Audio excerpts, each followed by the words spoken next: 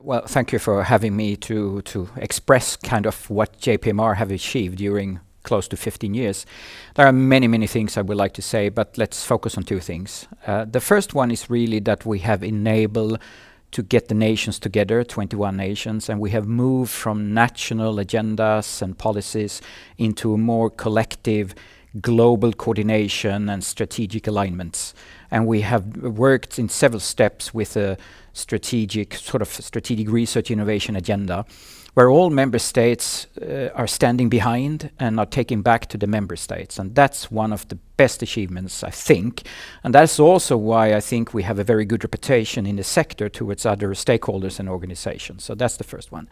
The second, since it's actually the funding comes from research agencies, I think also we made a difference when it comes to AMR research. The research capacity building has been fantastic.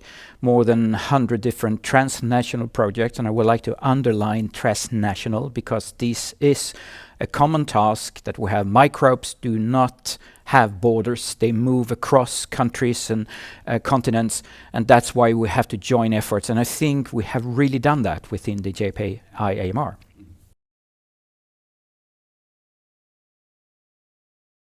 And I think that I really hope, and where I think the partnership will have a great opportunity, is to see a true integration across sectors. And what I mean with that is at different levels. So one is between disciplines, one is between human, animal and environmental health, one is between funding agencies, ministers, different stakeholders, private sector and so on. And that is really what I would wish for, and JPIAMR has taken the first steps, but we need to level up and we need to speed up. And that I really hope and I think is the key difference that the partnership could make to sort of find the integration across the sectors. Another thing that I would hope for is that research is of course crucial, but how do you implement research results into good practice and best practice?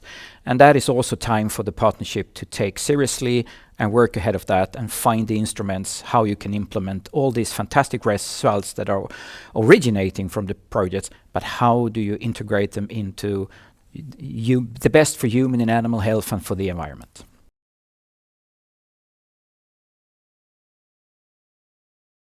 A lot of things I could say, but what I would wish for the most, which will come from policy development, from sharing good practice, from research, is really to break the cycle of overuse of antibiotics.